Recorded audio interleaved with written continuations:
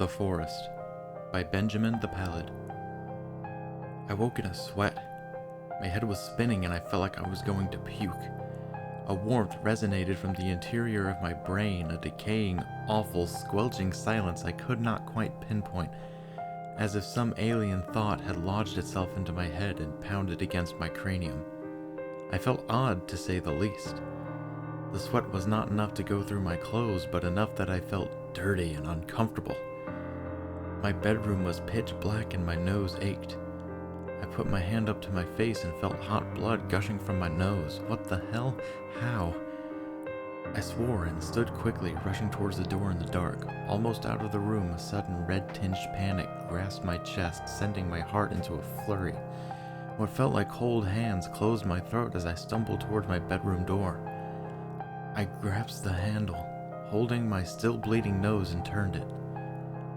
Pushing into the moonlit hallway of my home, the panic began to subside but left an ominous feeling in its place, as half-remembered dream images started to shine through my semi-awake haze. I called half-heartedly for my cat, Shub, but received no answer. Pesky little monster never really cared for my whims anyway.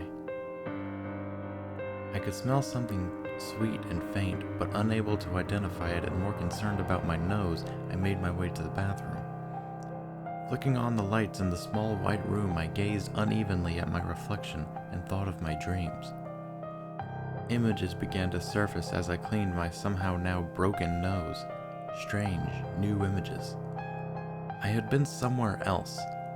The air was hot, humid, and wet. Everything smelt of blood and bile. I had been running on soft, warm ground, a spongy surface, and I knew that if what was chasing me caught me, it would do worse than kill me. It would make me a part of this earth, this mass, this horribly ancient and impossibly large landscape of flesh. It was flesh. The ground, the trees blotting out the infected green and pink sky were hands reaching for freedom, and they had teeth. It was a forest of hands and teeth and tongues that pulled gently at my ankles, and the nipping, screaming creature behind me that wanted to add my flesh to it. Make me a tree, the bones a lattice work for some awful mouthy pit, my blood and sinew added to the festering rivers. Mountains of pulsating skin and bone rose above me as I ran, sobbing.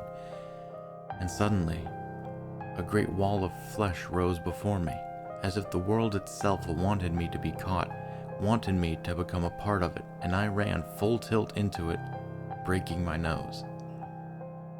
It was almost funny, my sudden impact with this wall, that as I sat on the pulsating flesh, I began to laugh. I laughed until I felt the sickly sweet breath of that thing on my neck. And then I awoke.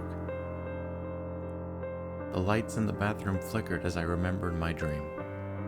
The dim of the fluorescence cut short for a brief moment, and I felt, no, saw, that gaping maw of that other earth whisper my name. And my mind narrowed, and a thin pillar of darkness spread across my vision. It sung to me. It wanted to share its secrets. As soon as the bizarre trance feeling began, it was over. I'm now sitting in my room, all my lights are on, with a towel held over my nose. I can still smell that sickly sweet stench of the creature, the unseen one from the forest.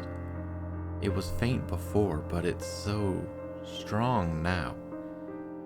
It feels like it's so close, but it was just a dream. It can't hurt me, right?